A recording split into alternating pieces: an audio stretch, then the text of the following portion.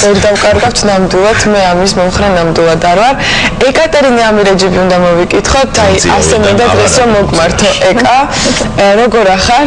გადასარევად ძალიან კარგად, თქვენ როგორ გიკითხოთ? არა, ჩვეულებრივად ვართ. მე როგორც ხვდები, შენობაში გადაინაცვლა მოგვიყევი, მან დახტება. მოგწონს ეს თუ არ მოგწონს, გადავინაცვლებ ნამდვილად, ჩვენ ახლა გეტყვით სადმყოფობით ის გახავთ ხელნაწერთა ეროვნული ცენტრის ის საგამოფენო დარბაზი, სადაც წარმოდგენილია საერთაშორისო ქართული სკოლის მოსწავლეების მიერ შექმნილი და გამოძერწილი უამრავი დაახლოებით 50 თუ არ ვცდები ნამუშევარი, რომელიც მათ შეასრულეს და მისცეს ასე ვთქვათ ფანტაზიას გასაქანი ვეფხისტყაოსნის მიხედვით. ჩვენ დღეს გვექნება რა თქმა უნდა საშუალება რომ დავთვალიეროთ ეს ნამუშევრები, რომელიც აქ არის წარმოდგენილი, თუმცა მანამდე მინდა თვითონ აი იდეის და ინიციატივის შესახებ გავუტან თამარ ცერცვაძეს ვკითხო, თიკო ცერცვაძეს, კი ბატონო, თვითონ სკოლის დირექტორს, რა იდეის მატარებელი იყო, ვის ინიციატივა იყო, თვითონ ბავშვების, თქვათ, თქვენი მხრიდან წამოვიდა ეს იდეა თუ აი როგორ იყო ყველაფერი?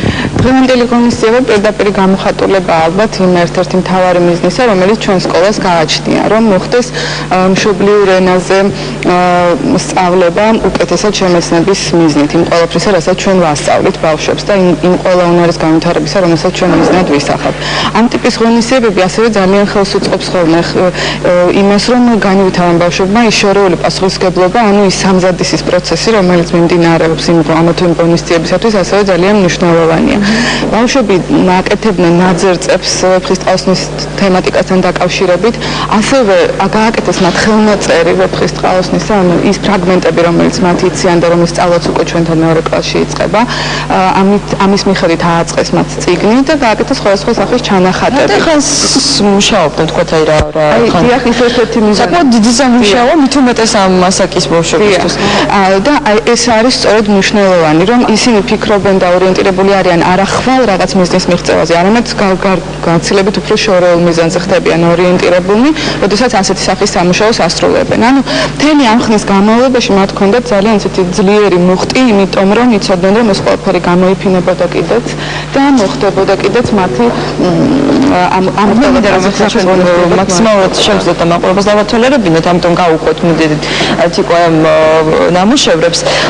დაახლოებით ანუ რა ძირითადად რომელი კლასის აქ არის წარმოდგენილი, რომლებიც ესე ჩუმად არიან და ემორჩილებიან თქვენს თხოვნას. დიახ, მათ იციან რამდენად მნიშვნელოვანია აქ ყოფნა. ჩვენ გქონდა პირველად რამდენიმე თვის წინ ვიყავით პირველად აქ ვესტუმრეთ ამ გამოფენას, საგამოფენო დარბაზს და დარჩნენ ისეთი თავბიჭლების ქვეშ იყვნენ ჩვენი ბავშვები, რომ ვერ გეტყვით და მან შემდეგ, როდესაც მათ გაიგეს, რომ ამავე დარბაზში ექნებათ საშუალება, რომ უნდა გამოიფინოს მათი ნამუშევრებიც, იმდენად დიდ პატივად მიიღეს ეს ყველაფერი, როგორც მართლაც არის, როგორც დიდმა ადამიანებმა ეს უნდა გააკეთონ და გვიამაყება კიდეც ჩვენ ამით, რომ ისინი უკვე როგორც დასრულები ისე იქცევიან და ეს ერთ-ერთი ასევე ჩვენი მიზანია, რომ რაც შეიძლება პატარა ასაკიდან დავიწყოთ ამ ყველაფრის განვითარება, რომ მერე კიდევ უფრო თავისუფლად მოახერხონ ბავშვებმა დამკვიდრება იმ გარემოში. არის აქ 50 თიხის ნამუშევარი და სხვადასხვა სახის ნამუშევრებიც და ასევე ხელნაწერი ვეფხისტყაოსანით, რომელიც ძალიან მნიშვნელოვანია. მეორე კლასმა ცალკე გააკეთა და მესამე კლასმა ნამუშევრები არის სკოლამდელი ასაკით დაწყებული მესამე კლასის ჩათვლით, რადგან ამჟამად მესამე კლასია ყველაზე მაღალი, რომელიც შემდგომ იზრდება. ასე და თიკო თვითონ აი უშუალოდ სწავლების პროცესზე ხო ალბათ დროული იქნება, რომ თვითონ გააკეთოს იმ ადამიანმა კომენტარი, ვინც უშუალოდ მუშაობს და ამაზე ქეთი დოჩანაშვილი დილამშვიდობის ქეთი მოგესალმები. მოდი გითხარი უშუალოდ ამ პროცესზე და თვითონ აი მუშაობის პროცესზე, იმიტომ რომ თქვენ გიწევდათ უშუალოდ ბავშვებთან, ხო? ჩვენ საერთოდ სკოლაში ვასწავლეთ მეორე კლასიდან უკვე ვეფხისტყაოსანს კვირაში 1 საათი და ძალიან უყვართ, ძალიან მოწონთ, აუცილებლად თან იგებენ შინაარს ისე სწავლობენ. და მე რა თქმა უნდა გაჩნდა სურვილი ხელნაწერები დაათვალიერეს, როგორც უკვე ქალბატონო თიკომ ბრძანა და გაუჩნდა თვითონვე სურვილი, რომ თვითონაც შეექმნათ ეს ხელნაწერი.